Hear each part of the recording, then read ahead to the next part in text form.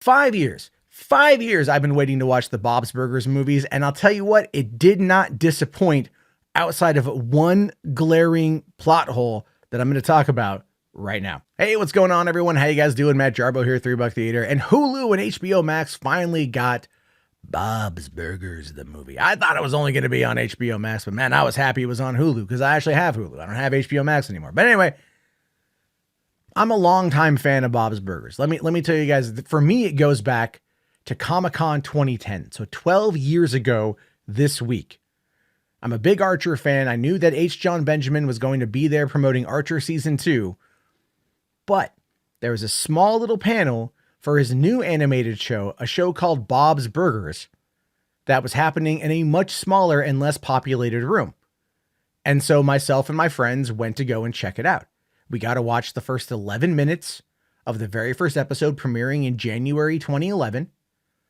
And the cast was there and it was a great time. And I've been a fan literally ever since. I was one of the first people in the world to watch Bob's Burgers. And I literally watch this show on Hulu with my family almost every single day. I'm not even kidding you. That is our go-to watch. And when I say that I've watched Bob's Burgers, the movie, I've already watched it 3 times. Today will be probably 4 and 5, considering that my kids love it and we just put it on repeat for them because they enjoy it. Something to play in the background. We are our Bob's Burgers family, and I'm not even exaggerating on that. So this movie, to me, is as important, if not more important overall than like South Park, Bigger, Longer, and Uncut, and The Simpsons movie. Because like I'm a big fan of both of those films, and those being tied into their shows, I think matter. And also whether or not there's any ramifications off of the movie to the show, which there really isn't, to be fair. Because the movie itself plays out like one of the 2-parters or 3-parters that you would see, well, only 2, that you would see if you saw if you watched the show. Most importantly, if you need any primer for this particular show or for this movie, it would be just to watch the World War III Part 1 and Part 2.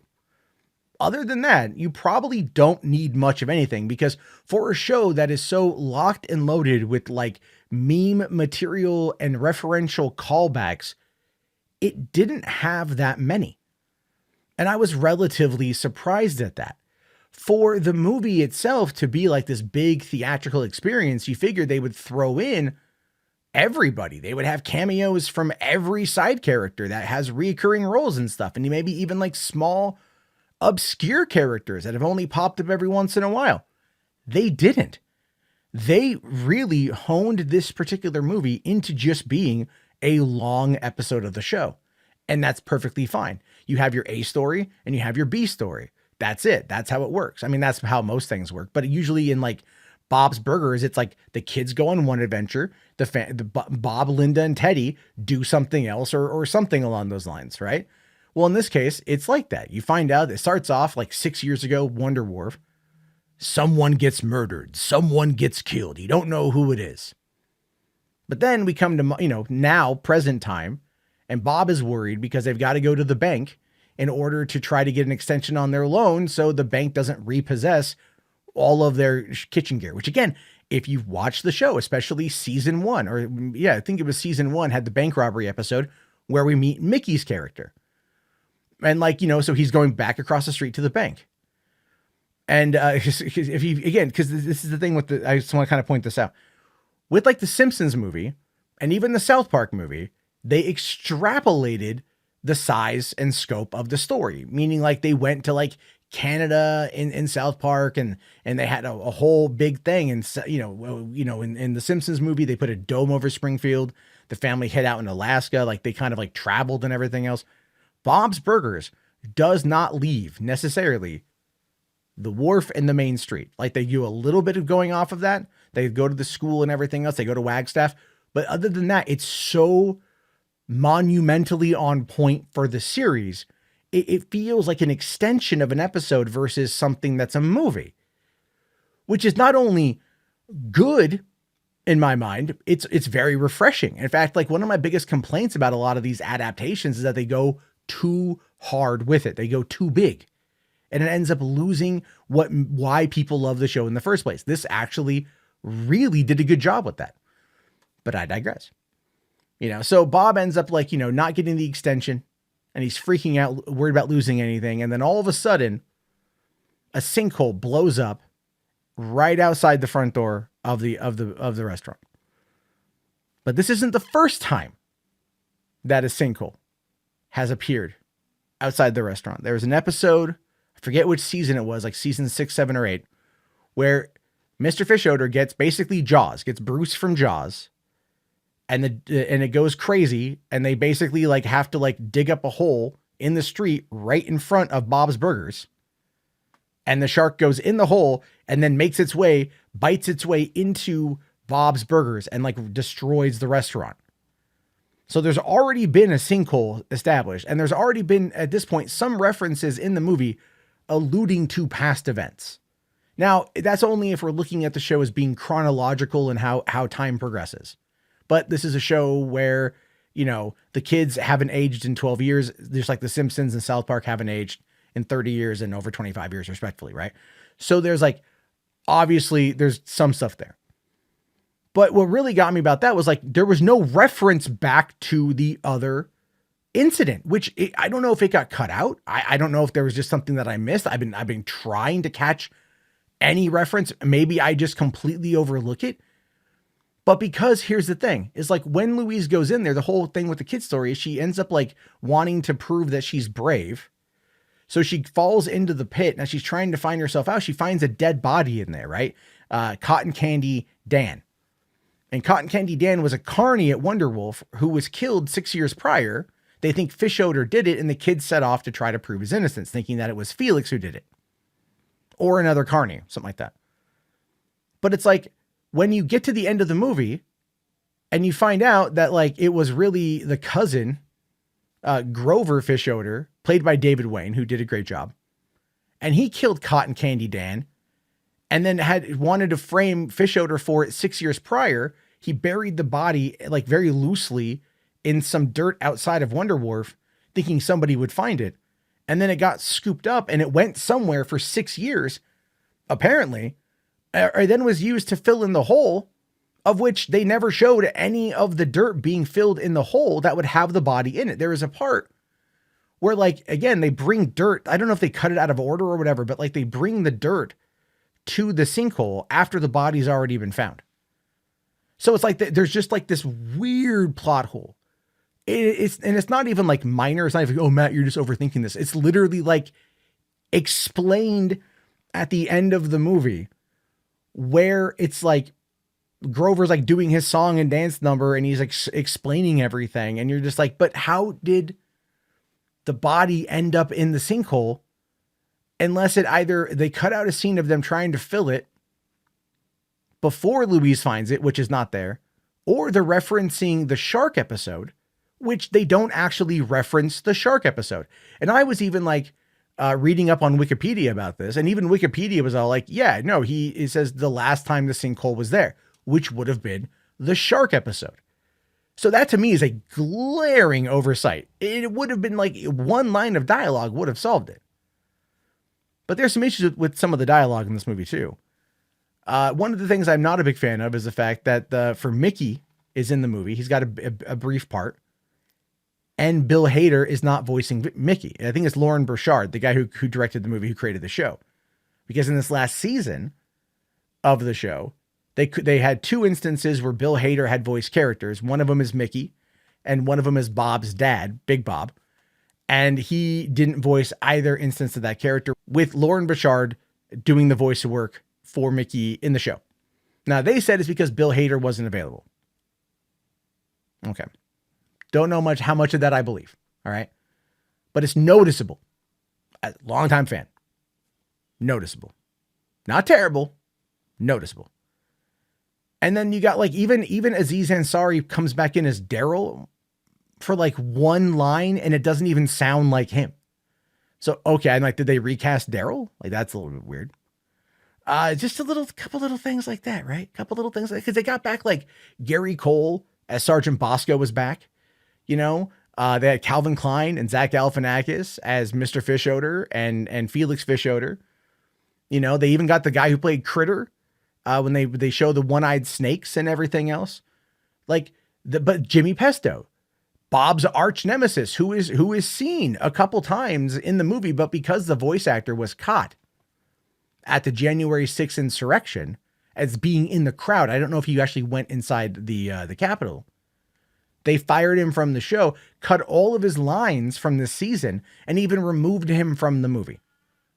And I wonder if removing him from the movie is like, there's plot elements there that they just cut around, thinking like no one will notice.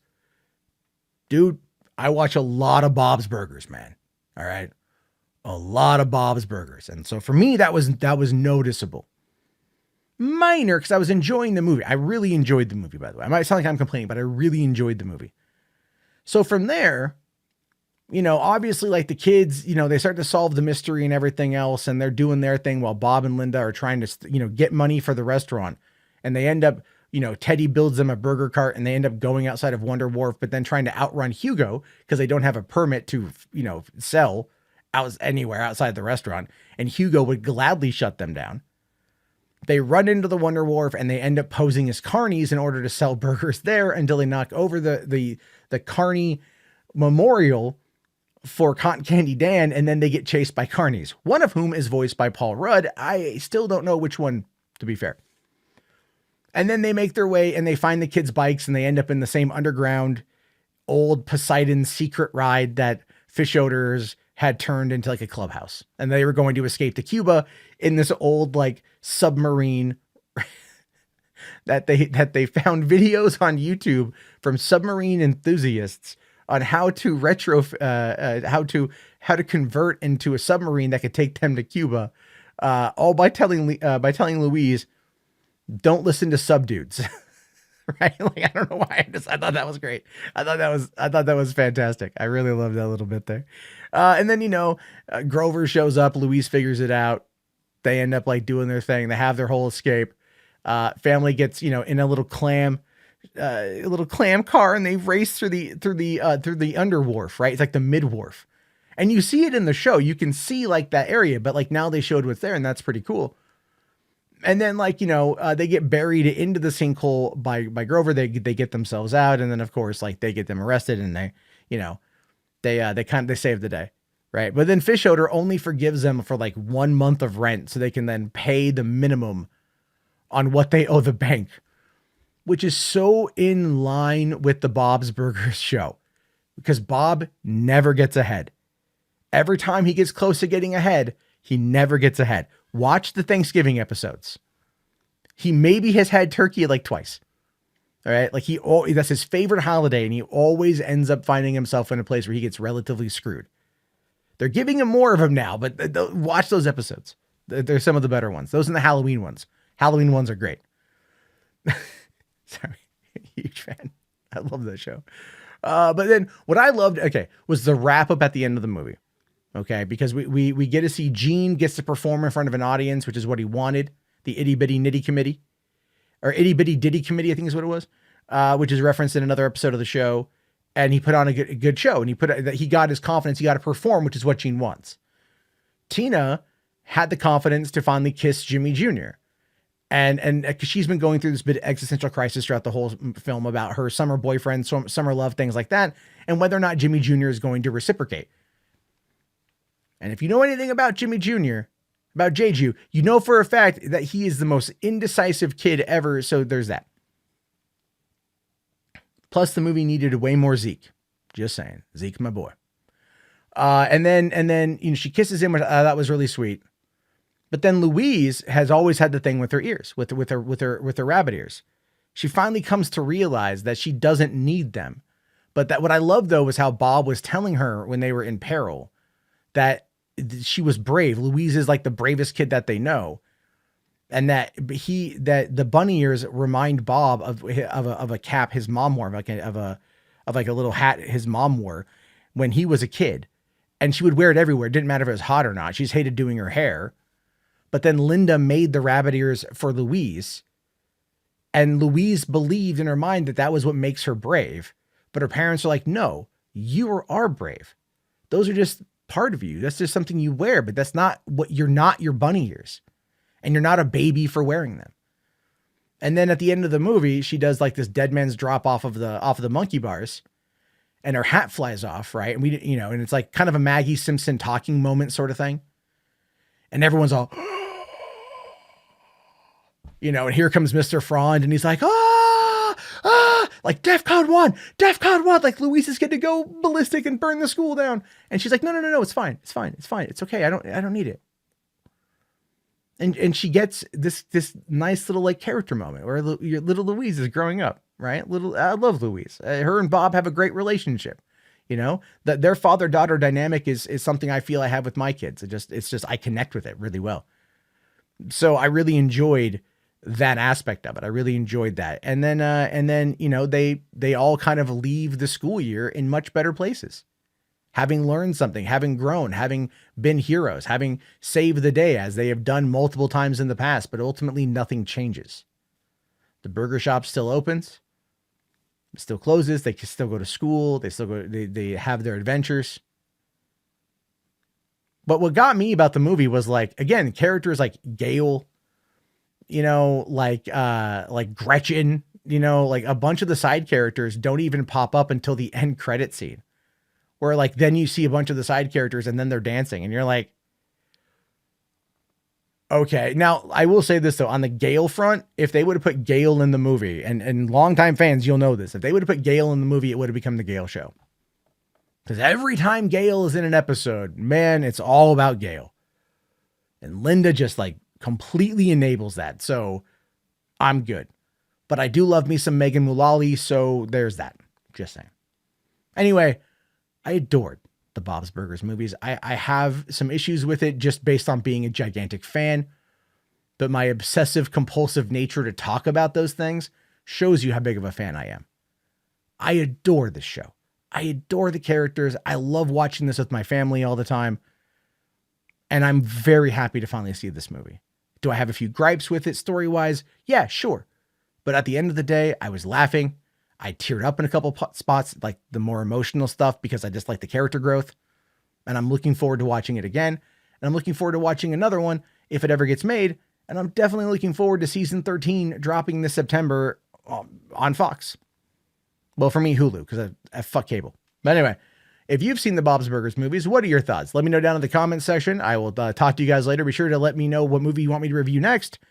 Have yourself a great day, everybody. Thanks again, and peace out.